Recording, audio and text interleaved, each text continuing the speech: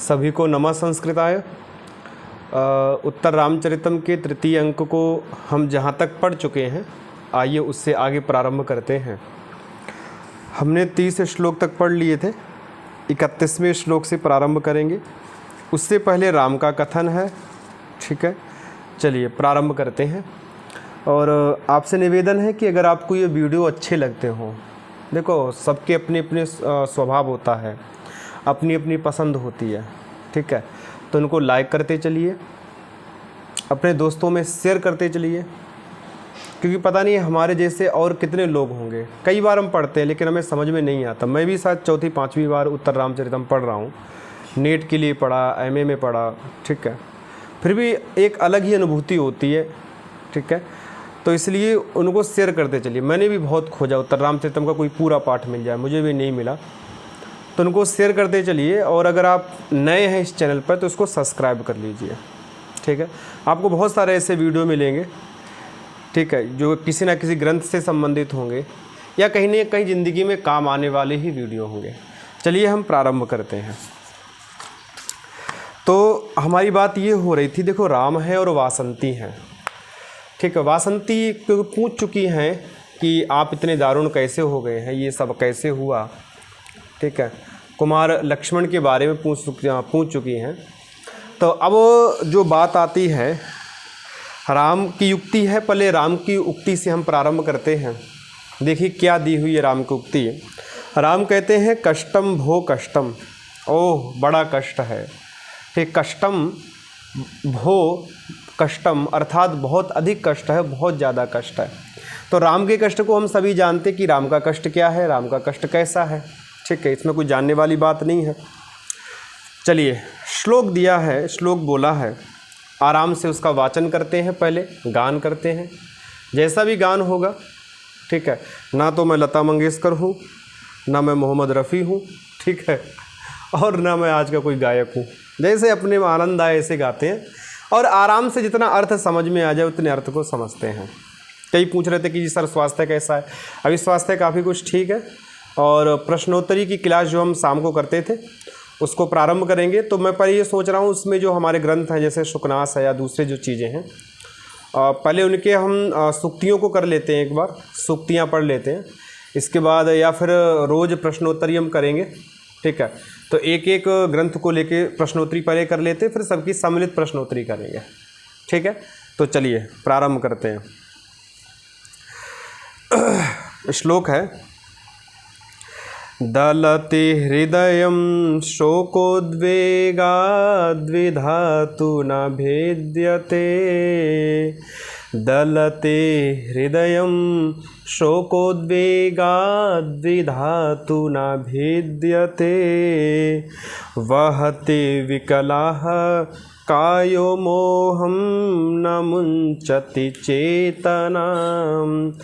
वहति विकलाः कायो मोहं न मुञ्चति चेतनाम्। ज्वलयति तनुम् अन्तर्दाः करोति न भस्मसात्। ज्वलयति तनुम् अन्तर्दाः करोति न भस्मसात्। प्रहरति विधिर्मर्मच्छेदी न कृन्तति जीवितम्।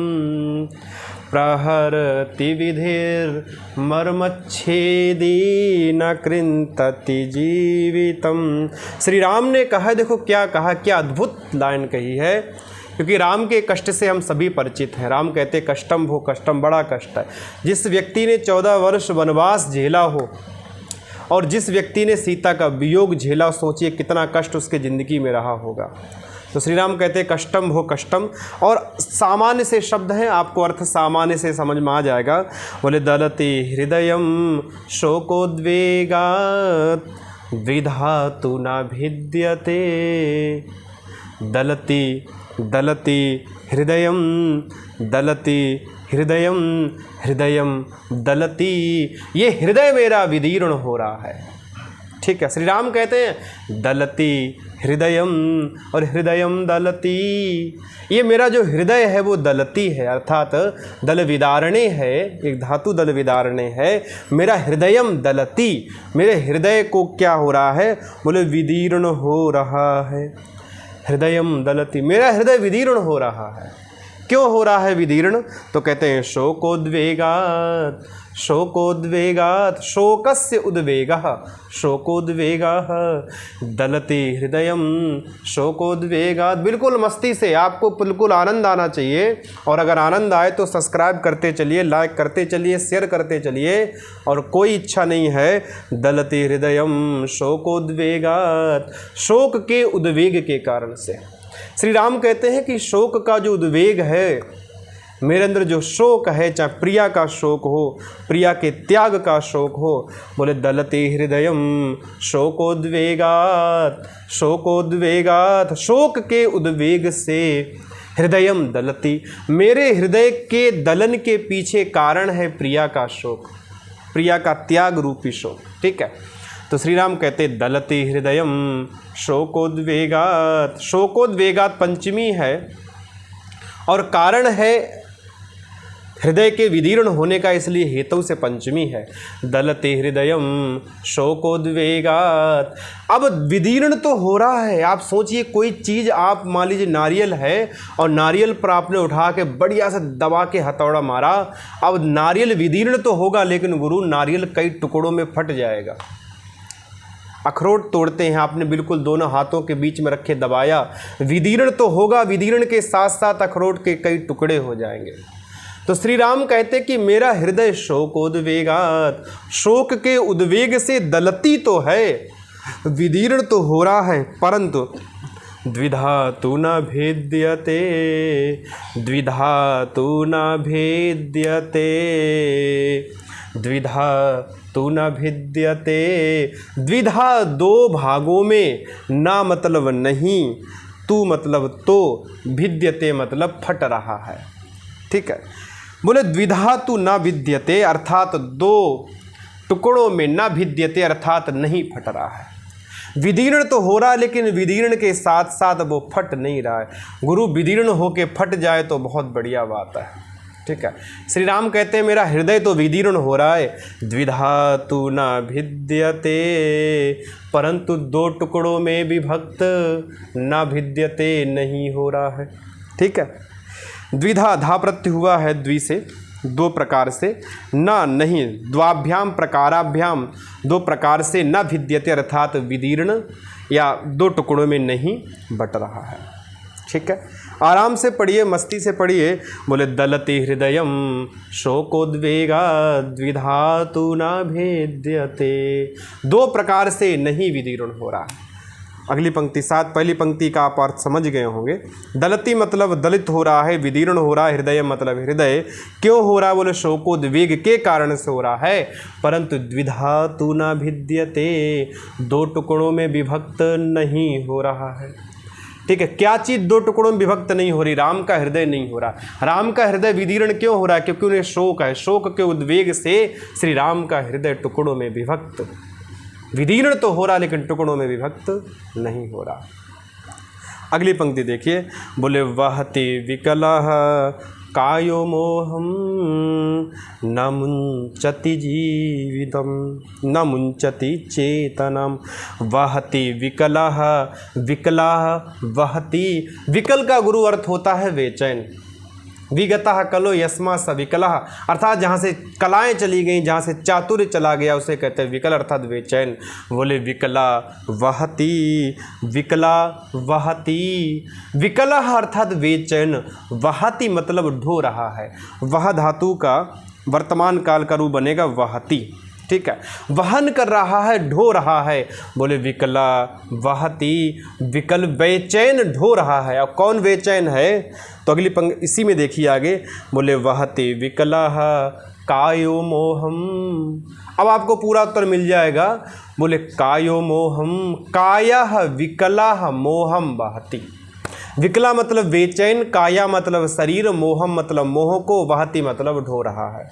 ठीक है। बोले विकलाह कायः, जो बेचैन मेरा शरीर है, प्रिया के बिना जो बेचैन है, प्रिया के त्याग के कारण से जो मैं अब बेचैन रहता हूँ, ऐसा बेचैन मेरा शरीर जो है मोहम बहती, मोह को ढो रहा है।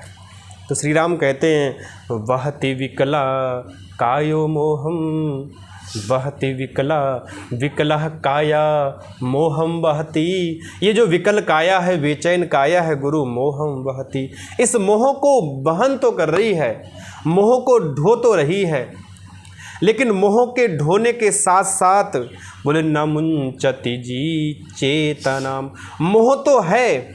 अब ऐसा नहीं कि मोह बिल्कुल चढ़ गया और मैं अपनी चेतना को भूल गया। श्री राम कहते हैं कि चेतना मेरे दिमाग में तब भी बनी हुई है, ठीक है, चेतना जो है मेरे दिमाग में तब भी बनी हुई है। बोले न मुंचती, ना मतलब नहीं, मुंचती मतलब छोड़ता है, चेतना मतलब चेतना को। विकलः कायः चेतनाम न मुंचति, मेरा जो व्याकुल शरीर है वो चेतना को छोड़ता नहीं है। मुंचति भी आपका लट लकार का है। किसे नहीं छोड़ रहा शरीर? चेतना को नहीं छोड़ रहा। किस चीज़ को वहन कर रहा है शरीर? मोह को वहन कर रहा है। किसका शरीर वहन कर रहा है? भगवान श्री राम का शरीर वहन कर रहा है। वाह, अद्भुत! क्या लिखा है महाकवि भवभूति ने, बिल्कुल एक एक शब्द मोतियों के समान रख दिया है। मस्ती से पढ़िए। वहति विकला कायो मोहम न मुंचति चेतनाम। बोले विकलः कायः मोहम बहति परंतु चेतनाम न मुंचति, फिर भी चेतना को छोड़ नहीं रहा है। आगे देखिए, बोले ज्वलयति तनुम अंतर्दाह, ज्वलयति तनुम अंतर्दाह करोति न भस्मसात्। ज्वलयति, जला रहा है, ज्वलयति णिच का रूप है, ठीक है, और णिच का रूप है, रूप बनना चाहिए था ज्वालयति, लेकिन उसको हरस्व हो जाता है, या ये कहो दीर्घ नहीं होता, घटा देव मिता से हरस्व हो जाता है। बोले ज्वलयति अर्थात जला रहा है, ठीक है। बोले ज्वलयति तनुम, किसको जला रहा है? बोले ज्वलयति तनुम, शरीर को जला रहा है। अभी तक कर्ता नहीं दिया वाक्य में, कर्म दे दिया। ज्वलयति तनुम अर्थात जला रहा है, तनु मतलब शरीर को। कौन जला रहा है? बोले अंतरदाह,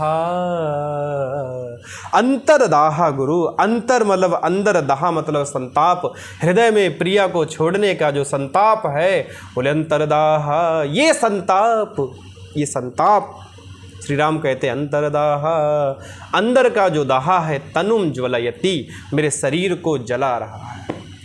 व्यक्ति अपने आप से परेशान होता है, आपको मालूम है ना, ठीक है। हम अपने आप से परेशान होते हैं, अपने आप में खिन्न। जितना अपने आप को हम स्वयं जानते, इतना शायद परमात्मा भी नहीं जानता होगा। श्री राम ने वही अपने आप की व्यथा को रख दिया है वासंती के सामने, और वासंती के साथ ही साथ हम सभी टीजीटी पीजीटी वालों के सामने रख दिया है। कहते कि अंतरदाह, अंदर का जो दाह है गुरु, अंदर का जो ताप है, तनुम ज्वलयति, इस शरीर को जला रहा है। अद्भुत! क्या क्या लिखा है गुरु, क्या लिखा है, वाह! बोले ज्वलयति तनुम अंतरदाह, भाई अंतरदाह, तनु को कौन जला रहा है? अंतरदाह जला रहा है, ठीक है। अब जलाने से चीज़ क्या होती? राख हो जाती है। भाई आप कोई लकड़ी जलाओ, कोई कागज़ जलाओ, राख हो जाएगा, ठीक है।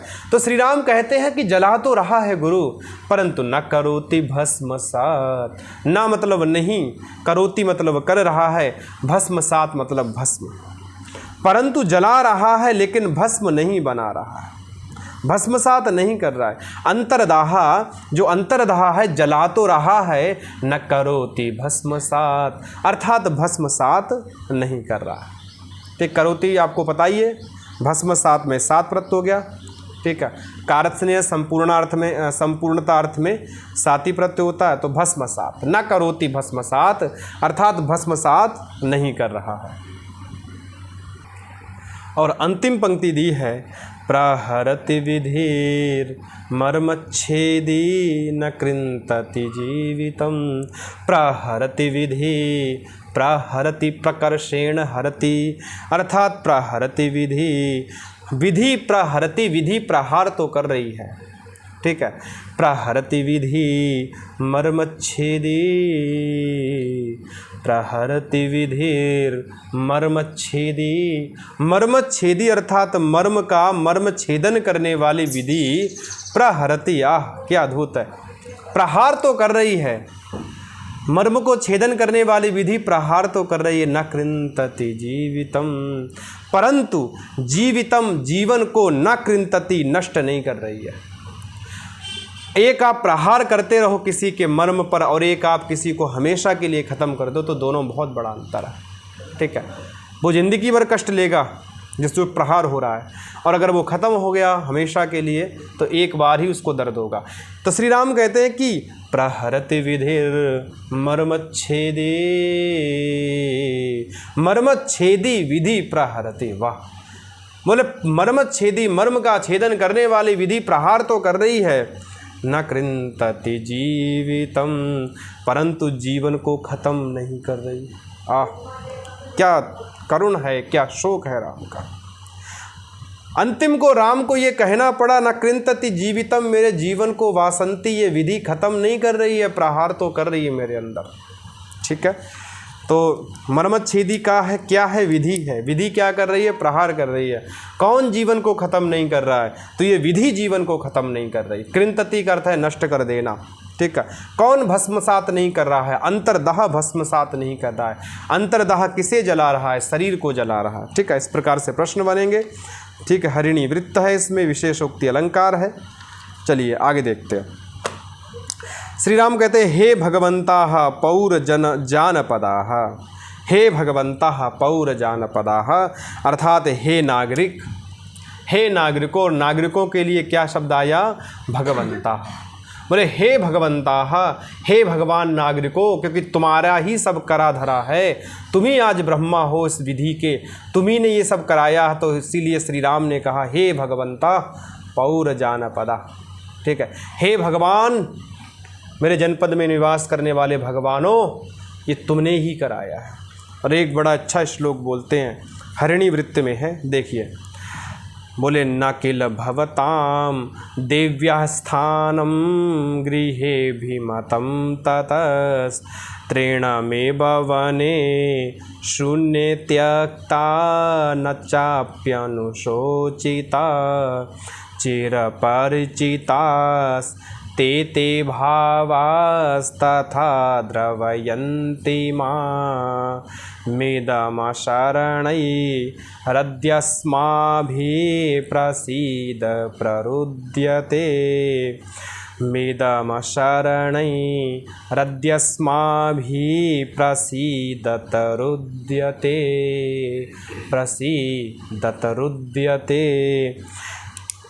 श्री राम ने कहा, बोले ना किल भवताम, ना मतलब नहीं, ठीक है। और नहीं को आप जोड़ लीजिएगा बाद में क्रिया के साथ, ठीक है। देखिए, करें ना किल, ना मतलब नहीं, और किल मतलब निश्चय रूप से। भगवान श्री राम कहते हैं कि हे पौर जानपदा भगवंता, हे मेरे भगवानों, ये तुम्हारा किया धरा है। और कहते ना मतलब नहीं, किल मतलब निश्चय रूप से, भवताम आप लोगों के लिए, ठीक है, आप लोगों को, ठीक है। ना किल भवताम, ना मतलब नहीं, किल मतलब निश्चित रूप से, भवताम मतलब आप लोगों को, देव्याः स्थानम, देवी का जो स्थान है, देवी कौन, सीता। ना किल भवताम देव्या स्थानम,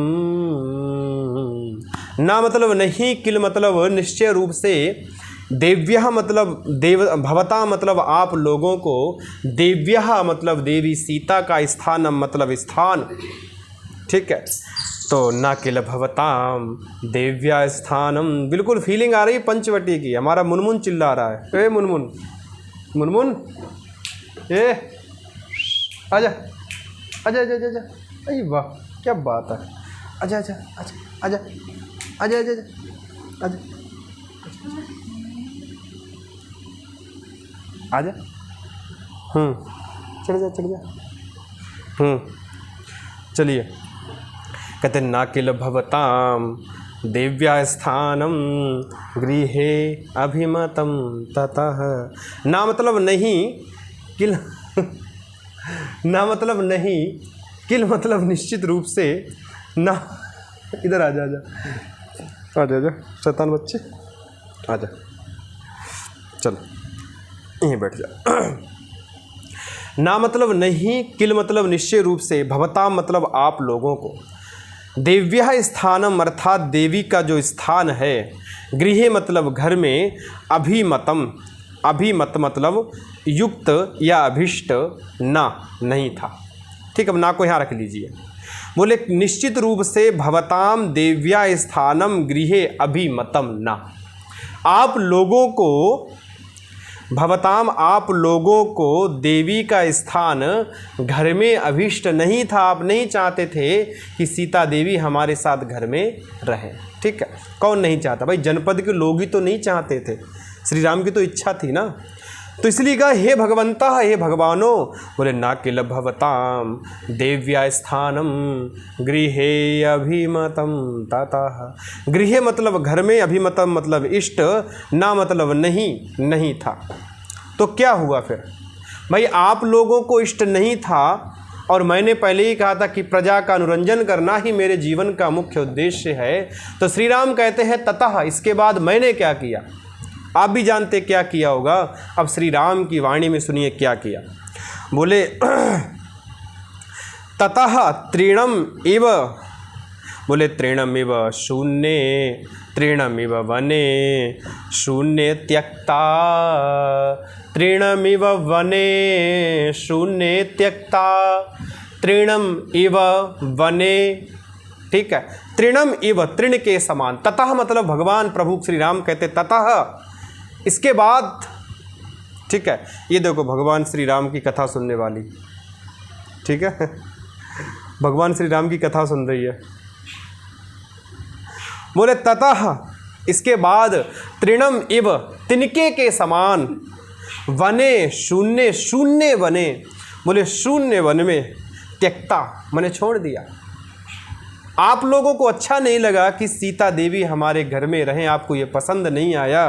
बोले ततः, इसलिए मैंने तृणम इव, तिनके के समान, गुरु श्री राम कहते हैं ऐसा नहीं कि मैंने उसको बड़ा सोचा हो ना, तिनके के समान, जैसे कोई व्यक्ति तिनका उठा के फेंक देता है, प्रभु कहते तृणम इव, बोले तृणम इव वने शून्य त्यक्ता, त्यक्ता मतलब छोड़ दिया। कहाँ छोड़ दिया, बोले शून्य वने, शून्य वन में छोड़ दिया। भभूति की आप कल्पना देखिए, भभूति की आप वर्ण देखिए, क्या अद्भुत रखे हैं। बोले शून्य वने त्यक्ता, मैंने सीता को शून्य वन में छोड़ दिया। और कैसे छोड़ा, बोले तृणम इव, एक तिनके के समान छोड़ दिया। जैसे तिनके को छोड़ देता कोई, ऐसे मैंने तिनके के समान सीता को वन में छोड़ दिया। और छोड़ने के बाद बोले ना न चाप्यनुशोचिता, न चा अपि अनुशोचिता, चा मतलब और, अपि मतलब भी, ना मतलब नहीं, अनुशोचिता मतलब उसका शोक किया, उसके बारे में सोचा। मैंने इसके बाद ऐसा नहीं कि मैंने तुम्हारे कहने से छोड़ दिया हो, लेकिन बाद में कुंडी लगाकर कमरा बंद करके रोए हो। प्रभु कहते हैं रोए नहीं, पुटपाक प्रतीकाशो रामस्य करुणो रसः, पुटपाक प्रतीकाशो रामस्य करुणो रसः। राम का करुण रस है भाई, बाहर दिखता नहीं है। श्री राम ने कहा मैं हा हा करके रोया नहीं किसी के सामने, इसलिए कहते हैं ना चा अपि अनुशोचिता, मैंने कभी उनका शोक नहीं किया। क्या पंक्ति लिखी है, क्या भाव लिखा है। भगवान कहते हैं तृणम इव वने शून्य त्यक्ता नाचाप्यनुशोचिता, मैंने छोड़ तो दिया सीता को, त्यक्ता का सीता, अनुशोचिता का सीता, अर्थात त्याग करने पर जो चीज़ सोची नहीं गई वो क्या थी, सीता थी। और श्री राम ने सीता को वन में किसके समान छोड़ा, बोले तृणम इव, तिनके के समान छोड़ दिया। ठीक है, इस पंक्ति का भी अर्थ आप समझ गए होंगे, और आप ये भी समझ गए होंगे कि तृणम इव कह दिया तो उपमा है, फिर तिनके के समान छोड़ा है प्रभु श्री राम ने। और छोड़ने के बाद ना अनुशोचिता, श्री राम कहते मैंने कभी शोक नहीं किया इस बात का। आगे देखिए, दो पंक्तियां आप समझ गए होंगे। त्यक्ता में एकता प्रत्यय हुआ है, अनुसूचिता में एकता प्रत्यय हुआ है शुच धातु से। ठीक है, अगली पंक्ति देखिए, बोले चिर परिचितास्ते ते भावाः, चिर परिचितास्ते ते भावा।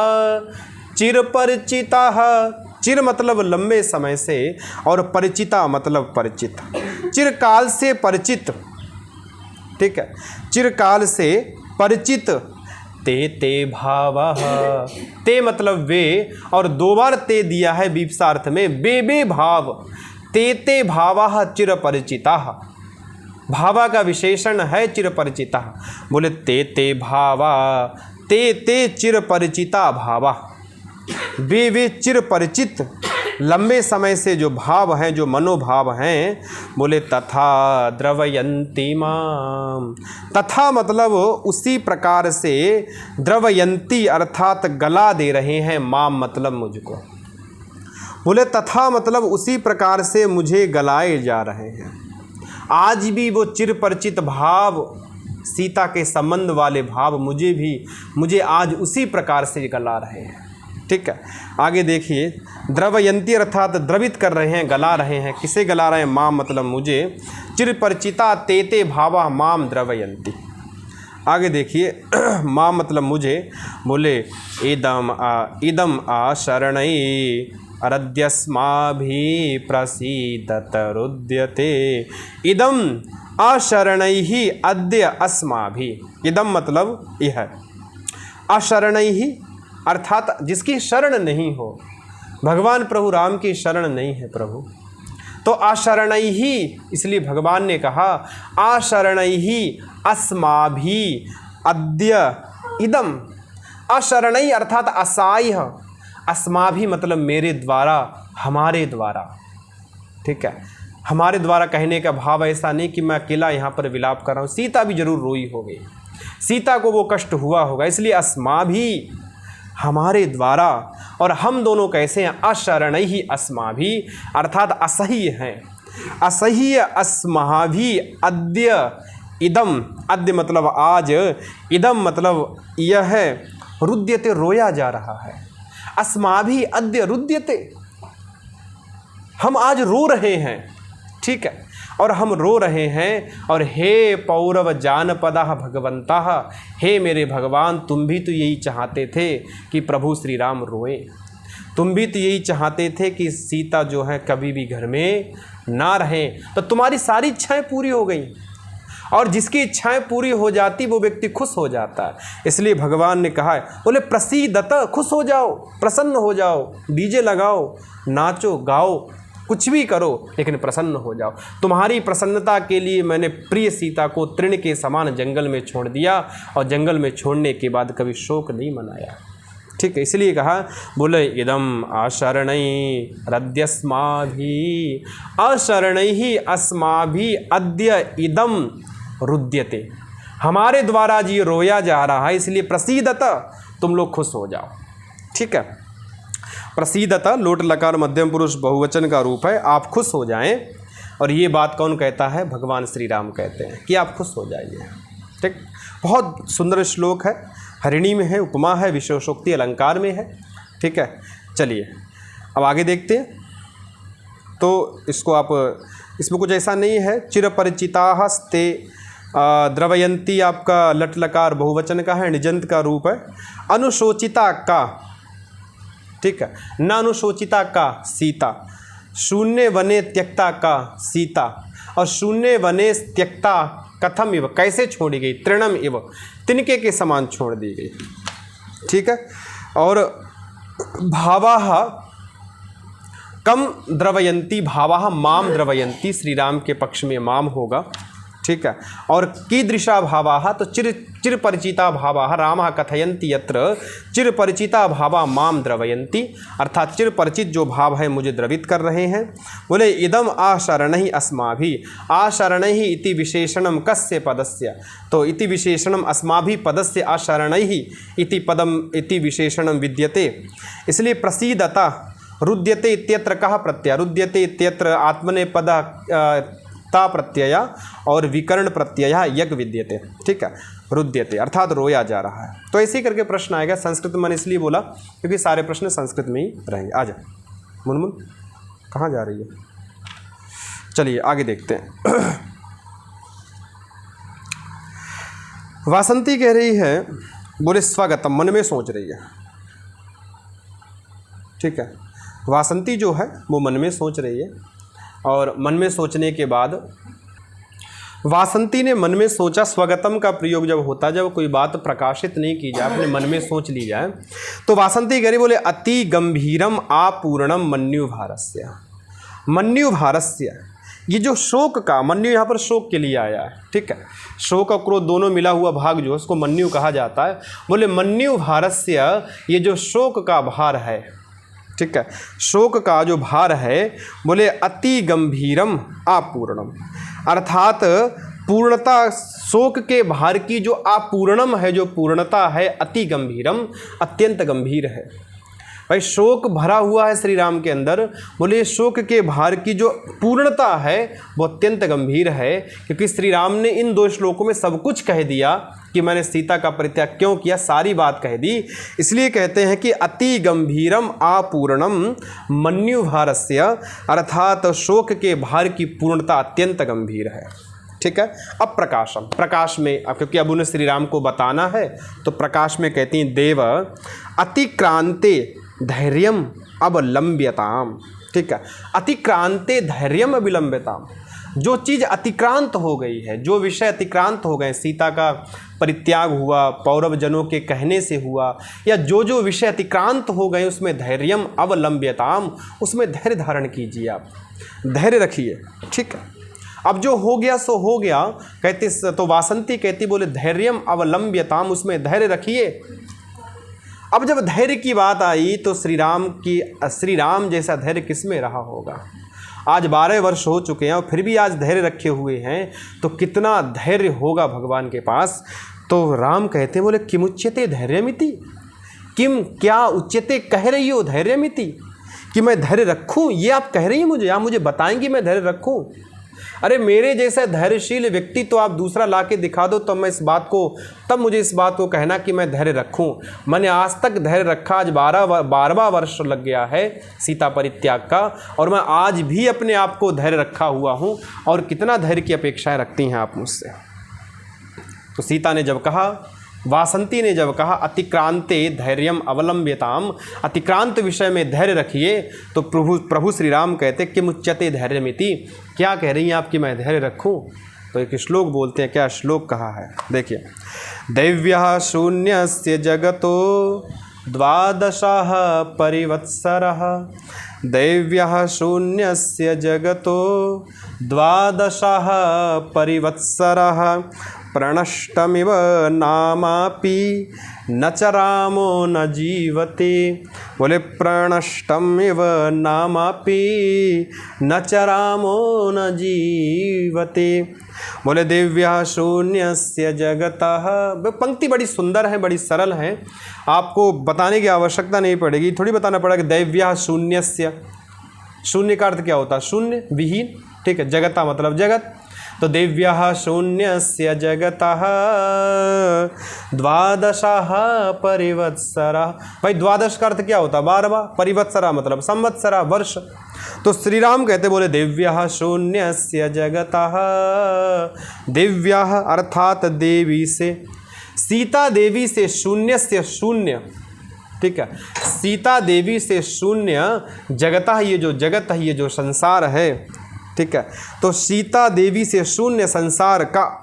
तो सीता देव्यस्य शून्यो जगतः द्वादश परिवत्सरः। देव्यः सीता के शून्य से, सीता से शून्य, जगता संसार का, बोले द्वादशः ये 12वां, परिवत्सरा अर्थात वर्ष वर्तते है। सीता से शून्य इस जगत का ये 12वां वर्ष है। दिव्या पंचमी है, दिव्या शून्य से जगता, शून्य मतलब विहीन, देवी से विहीन इस जगत का 12वां वर्ष है। द्वादशः परिवत्सरा 12वां वर्ष है। बोले अब, बोले तस्या उसका, बोले ना प्रणष्टमिव नामापि, नामापि नाम मतलब नाम, अपि मतलब भी, ठीक है। नामापि नाम भी, प्रणष्टम नश धातु से क्ता प्रत्यय हो जाएगा प्रापूर्वक, प्रनष्टम मतलब नष्ट हो गया है, अपि मतलब भी। बोले नाम भी मानो नष्ट हो गया है। इब दिया ना भाई, आज ये 12वां वर्ष प्रारंभ हुआ है और ऐसे समझिए आप नाम भी नष्ट हो गया है। बोले प्रणष्टम इव नामापि, नाम भी प्रणष्ट हो गया है, नाम भी नष्ट हो गया है। श्री राम कहते हैं बोले प्रणष्टमिव नामापि, नाम भी कैसा हो गया है, बोले नष्ट हो गया। सीता का नाम भी आज नष्ट हो चुका है, ठीक है। ऐसे मानिए जैसे सीता का नाम भी आज नष्ट हो चुका है, ठीक है। बोले नामापि प्रणष्टमिव, नाम भी नष्ट सा हो गया है। बोले न च रामो न जीवति, बोले रामश्च न जीवति इति न, क्या राम आज जीवित नहीं है? अगर राम आज जीवित है तो ये क्या धैर्य का परिणाम नहीं है? ये राम का धैर्य नहीं है तो क्या है कि इतना सब कुछ होने के बावजूद भी आज राम जीवित है, तो इससे ज़्यादा राम के धैर्य की परीक्षा और आप क्या लेना चाहेंगे? तो राम कहते बोले राम न जीवति, क्या राम जीवित नहीं है? ऐसा नहीं है। इति ना, ऐसा नहीं है, राम जीवित है, आज भी राम जी रहा है। मानता हूँ कि सीता को बिछड़े आज सीता को गए हुए आज 12वां वर्ष है। आज सीता का मानो नाम भी नष्ट हो गया है, आज सीता को लोग जानने वाले नहीं है, दिमाग से नाम भी चला गया। लेकिन रामो न जीवति, क्या आज राम जीवित नहीं है? राम जीवित है, आज भी राम जीवित है। तो इससे बड़ा राम के धैर्य की परीक्षा कुछ हो नहीं सकती है, ठीक है। बोले न च रामो न जीवति, रामो न जीवति इति न, आज राम जीवित नहीं है ऐसा नहीं, अर्थात राम अवश्य जीवित है, ठीक है। तो प्रणष्टम, प्रणष्टम में प्रापूर्वक नश धातु से क्ता प्रत्यय है, प्रणष्टम रूप बन जाएगा, ठीक है। नशे शांतस्य से क्या हो जाएगा, नाको ना हो जाएगा, ठीक है। द्वादशा 12वां परिवत्सरा मतलब संवत्सर, नाम प्लस अपि नामापि, अकासवर्णे दीर्घा, ठीक है, संधि हो जाएगी। और जीवति, जीव धातु से क्ता प्रत्यय होकर रूप बनेगा जीवति। राम जीवित नहीं है ऐसा नहीं है, राम आज भी जीवित है, राम को जीवित होने में कोई दिक्कत नहीं है, ये राम का धैर्य ही बोल रहा है, ठीक है।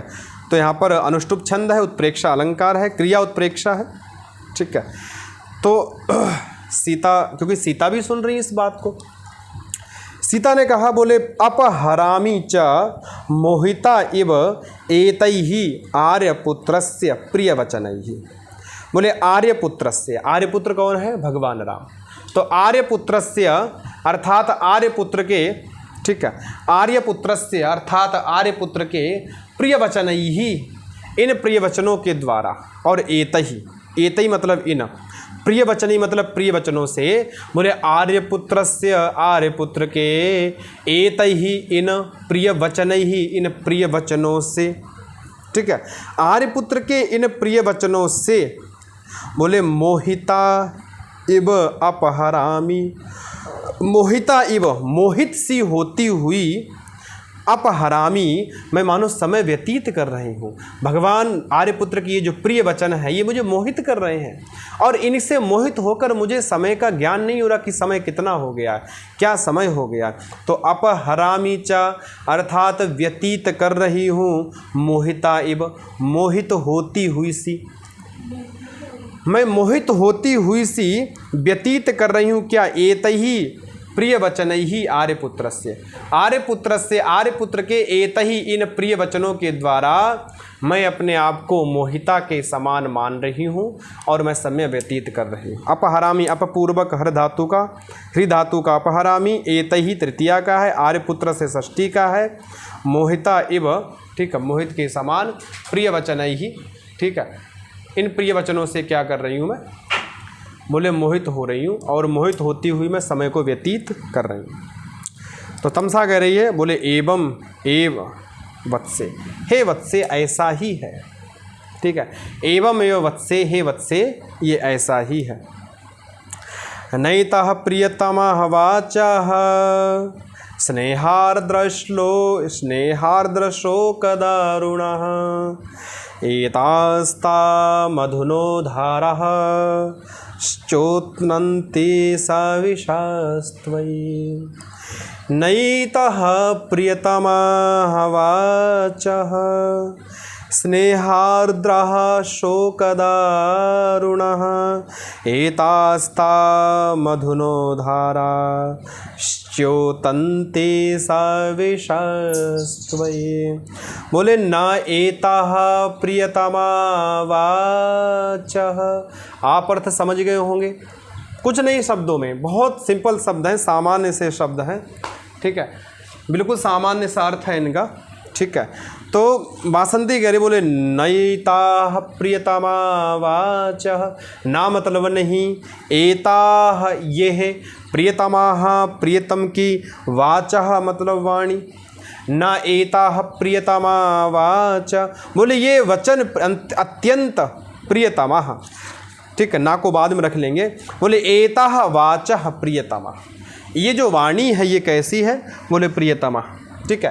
बोले एताः वाचः प्रियतमाः नैताः प्रियतमा वाच, एताः वाचः प्रियतमाः, ये जो वाणी है, ये जो बोला है श्री राम के द्वारा, ये जो बोला गया है, बोले एताः प्रियतमा वाचः, ये वाणी कैसी, बोले प्रियतमा है। बोले एताः प्रियतमा वाचः, बोले एताः प्रियतमा वाचः, बोले ये एताः वाचः प्रियतमः, ये जो वाणियाँ हैं ये प्रियतम है, ठीक है। और क्या है, बोले स्नेहार्द्रा शोकदारुणः, स्नेह से स्नेह के कारण से आर्द्र हैं, शीतल हैं, इन वाणियों में स्नेह है। राम कहते हैं कि मैंने प्रिया को छोड़ा वन में और आज तक शोक नहीं किया, केवल तुम्हें खुश करने के लिए, और अगर अब भी तुम प्रसन्न नहीं हो रहे तो इसमें गलती बताओ मेरी क्या है, ठीक है। तो तमसा कह रही है, बोले स्नेहार्द्रः शोकशी शोकदारुणः, स्नेह से आर्द्र हैं, येतः वाचा, सारे वाणी के विशेषण हैं। बोले स्नेहार्द्रः कहा वाचः, प्रियतमः कहा वाचः, एतः कहा वाचः, और शोकदारुणः कहा वाचः, ये सारे के सारे किसके विशेषण हैं, वाचः वाणी के हैं, ठीक है। बोले एताः प्रियतमाः वाचः, ये प्रियतम वाचा हैं, और स्नेहार्द्रः, स्नेह के कारण से गीली हैं, और शोकदारुणः, शोक से दारुणः कठोर हैं, ठीक है। अब रख दीजिए ना, नहीं, ऐसा नहीं है, ये वचन अत्यंत प्रिय, स्नेह से शीतल और शोक से दारुण कठोर नहीं है, ठीक है। बोले नैतः प्रियतमा वाचः स्नेहार्द्र शोकदारुणः, शोक से दारुण नहीं है।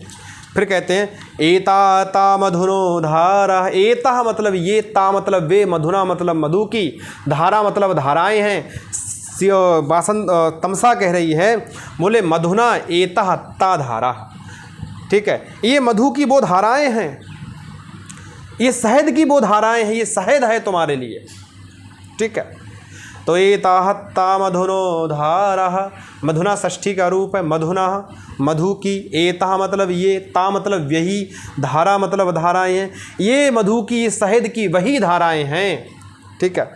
बोले श्चोतन्ते साविशास्त्वयि, और एक साविशा शब्द दिया है, बोले एतास्ता मधुनो धाराः साविशः, ये मधु की वही धाराएं हैं जो विष से युक्त हैं। क्योंकि सीता मूर्छित होती हैं, सीता कहती हैं कि मैं अजीब सी हो गई हूँ, मोहित सी हो गई हूँ, तो तमसा कह रही, बोले ये सविशः मधुना धारा हैं, ठीक है, ये विषयुक्त मधु की धाराएं हैं। और त्वयि श्चोतन्ति, और तुम्हें जो है, तुम्हारे अंदर जो हैं वह रही हैं, श्चोतन्ति अर्थात बहना, श्चिद्र क्षरण हो रही हैं, बह रही हैं, ये मधु की धाराएं तुम्हारे ऊपर बह रही हैं। तो श्चोतन्ति का जो कर्ता है वो धारा है, ठीक है भाई। श्चोत्यन्ति कहा, धारा कौन बह रही हैं, धाराएं बह रही हैं, किसके ऊपर बह रही हैं, सीता के ऊपर बह रही हैं। ये धाराएं कैसी हैं, तो साविशा हैं, और कैसी हैं, मधु की हैं, और कैसी हैं, वे बही वाली हैं, ठीक है। तो श्चोत्यन्ति जो है वो बहुवचन का रूप है, और साविशा जो है ये धारा का विशेषण है, मधुना।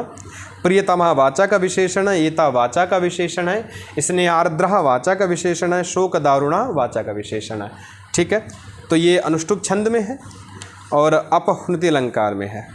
ठीक है, आगे देखिए, राम कह रहे अयि वासंती मया खलु। ठीक है, राम कह रहे हैं अयि वासंती, मैंने तो वो काम किया जो काम कभी कोई कर नहीं सकता। ठीक है, तो श्री राम कहते हैं अयि वासंती, हे वासंती, मैंने तो वो काम किया जो काम किसी के द्वारा होना संभव नहीं था। देखिए श्लोक बोलते हैं। ठीक है, और इस श्लोक से ही हम अपने पाठ को आज समाप्त कर देंगे, इसके बाद कल पढ़ेंगे और उम्मीद है शायद मैं कल या परसों तक इसे पूरा कर दूंगा। परसों तक हमारा पूरा हो जाएगा, ये कोशिश परसों तक ही है। ठीक है, छोटे श्लोक हैं, कई बड़े भी हैं, तो देखिए चलिए परसों तक हो जाएगा पूरा।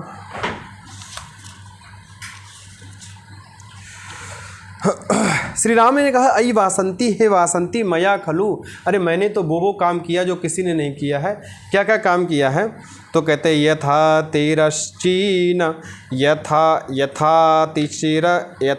तेरश्चीन मलात, एक मिनट, यथा तेरश्चीन मलात शल्यम प्रत्युप्तमन्तः सविशश्च दन्तः तथैव तीव्रो हृदि शोकशङ्कोर्मर्माणि कृन्तन् अपि किं न सोढः। बोले यथा तेरश्चीन मलात शल्यम प्रत्युप्तमन्तः सविशश्च दन्तः तथैव तीव्रो हृदि शोकशङ्कोर्मर्माणि कृन्तन्नपि किं न सोढः। श्री राम कहते हैं यथा मतलब जैसे। ठीक है, यथा मतलब जैसे। बोले यथा मतलब जैसे, यथा तेरश्चीन, यथा तेरश्चीन अलात शल्यम, अलात शल्यम। बोले यथा तेरश्चीन, यथा मतलब जैसे, और तिरश्चीन का अर्थ होता है तिरछा। ठीक है, तिरश्चीन। ठीक है, तिर्यक एव तिरश्चीन, विभाषांचे हृदय की स्त्रीयाम से खा प्रत्यय हो जाएगा। देखो तिर्यक शब्द से तिरश्चीन शब्द बनता है, तिर्यक एव तिरश्चीन। भाई जो तिरछा है उसको तिरश्चीन कहते हैं। ठीक है, त्रिछो को क्या कहते हैं? तिरश्चीन। तो खा प्रत्यय हो जाता है तिरश्चीन में। बोले यथा तिरश्चीनम, यथा मतलब जैसे, तिरश्चीनम मतलब तिरछा। जैसे तिरछा, अलात शल्यम, अलात शल्यम। यथा तिरश्चीन, यथा मतलब जैसे, तिरश्चीन मतलब तिरछा। अलात शल्यम, अलात कहते हैं जलता हुआ, अलात, अलात दप्तम शल्यम। ठीक है, लकड़ी का जो जलता हुआ काष्ठ होता है ना, उसे कहते हैं अलात शल्यम। भाई लकड़ी का जो जला मसाल टाइप की बनाते हैं, लकड़ी मान लो। ठीक है, बोले अलात शल्यम, जलता हुआ काष्ठ का जो खंड है। ठीक है, बोले यथा जैसे तिरश्चीनम अर्थात तिरछा लकड़ी का जलता हुआ जो खंड है। ठीक है, यथा तिरश्चीनम अलात शल्यम, अलात शल्यम जलता हुआ जो, अर्थात जलता हुआ जो काष्ठ खंड है। बोले प्रत्युप्तः, प्रत्युप्तः अर्थात प्रवेश कर जाता है, वप धातु से, धस गया हो, गड़ गया हो। ठीक है, धस गया हो, गड़ गया हो। कौन गड़ गया हो? बोले तिरश्चीनम अलात शल्यम प्रत्युप्तम। ठीक है, प्रति उत्तम। जैसे तिरछा जलता हुआ लकड़ी का खंड जो है, अगर मान लीजिए आपके हृदय में गड़ जाए, कहीं पर गड़ जाए, ठीक है, तो वो गड़ा हुआ खंड आपको जीने नहीं देगा, बहुत कष्ट देता, आप मर ही जाएंगे।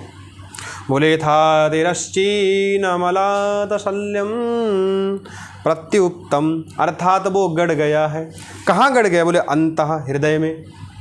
बोले यथा हृदयम, जैसे हृदय में, तिरश्चीनम अलात शल्यम प्रत्युप्तम, जैसे तिरछा जो जलता हुआ लकड़ी का टुकड़ा है, अगर वो गड़ जाए, ठीक है, और अगर वो गड़ जाएगा तो क्या होगा? आपको जीने नहीं देगा। या फिर कहते सविशश्च दन्तः, या सविशः दन्तः, सविशश्च दन्तः, जो विष वाले दांत हैं, ठीक है।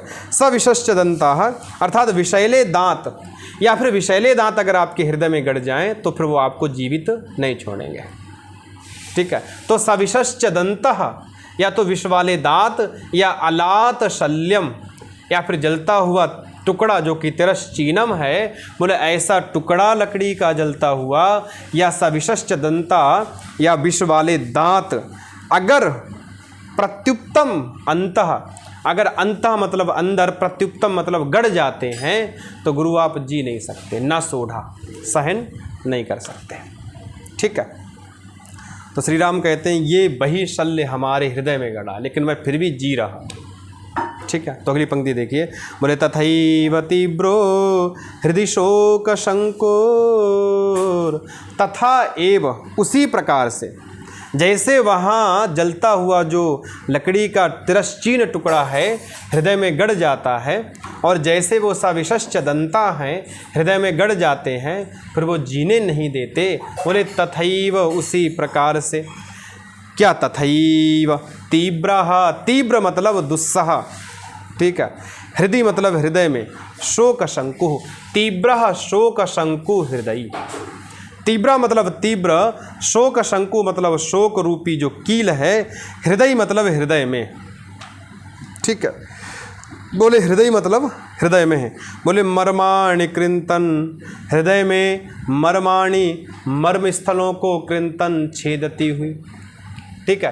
तथई मतलब उसी प्रकार से जो तीव्र शोक शंकु है, जो भयंकर असह्य दुस्साह्य जो शोक रूपी कील है मेरे हृदय में, ठीक है, जो मेरे हृदय में शोक रूपी कील गड़ी है, शोक रूपी कील धसी है, प्रिया के शोक रूपी कील जो मेरे अंदर धसी है, बोले वही शोक रूपी जो कील है वो मर्माणि कृंतन, मेरे मर्म स्थलों को, मेरे मर्मों को कृंतन अर्थात काट रही है, काटते हुए, ठीक है। कृंतन काटते हुए, बोले अपि मतलब भी, किम न सोढ़ा, क्या, किम मतलब क्या, ना मतलब नहीं, सोढ़ा मतलब सहन किया, बोले क्या ऐसे कील को मैंने सहन नहीं किया जो मेरे हृदय को हमेशा काटती रही। ऐसे शोक रूपी कील, कील कैसी है? शोक रूपी। तो भगवान श्री राम कहते हैं ऐसी शोक रूपी कील को क्या मैंने सहन नहीं किया, जिस शोक रूपी कील ने मेरे मर्म स्थलों को हमेशा काटा, हमेशा छेदा। बाहर अगर किसी के सविशाश्च दंता अगर लग जाए हृदय पर तो वो व्यक्ति मर जाता है। तिरश्चीन अलात अलात तप्तम अगर किसी को लग जाए तो वो मर जाता है, लेकिन मैंने शोक रूपी कील को आज तक झेला है, मैं मरा नहीं हूँ। क्या ये मेरा धैर्य नहीं है? क्या ये मेरे धैर्य की परीक्षा नहीं है? ठीक है, क्या श्लोक बोला है, बोले था तिरश्चीनमलात शल्यम प्रत्युप्तमन्तः सविशश्च दन्तः तथैव तीव्रो हृदि शोक शंकोर्मर्माणि कृंतन अपि किम न सोढ़ा। क्या मैंने उसको सहन नहीं किया? अर्थात अवश्य ही सहन किया, ठीक, अवश्य ही सहन किया। तो यहाँ पर उपजाति वृत्त है, ठीक है। सोढ़ा सहन किया, सह धातु से ता प्रत्यय है यहाँ पर सोढ़ा में, भूल मत जाना भैया, ठीक है। मर्माणी मतलब मर्मों को, कृंतन मतलब काटता हुआ, ठीक है। और शोक शंकु, तीव्र कौन है? शोक शंकु है। तीव्र शोक शंकु कहाँ लगा है? हृदय में, ठीक है। सविशा क्या है? दंत है। तिरश्चीन क्या है? अलात शल्य में। तो ऐसे इसमें से प्रश्न बनेंगे, ठीक है। तो आज इसको हम इतना ही रखते हैं और हमारे श्लोक 35 हो गए हैं, 48 इसमें श्लोक है, तो और लगभग आप 13 समझ लीजिए। 2 दिन में 3 दिन में हमारा ये उत्तर रामचरितम जो है तृतीय अंक पूरा हो जाएगा। आपको वीडियो अच्छा लगे लाइक करें, शेयर करें, कमेंट करें, दोस्तों को बताएं। सभी के लिए नमः संस्कृताय।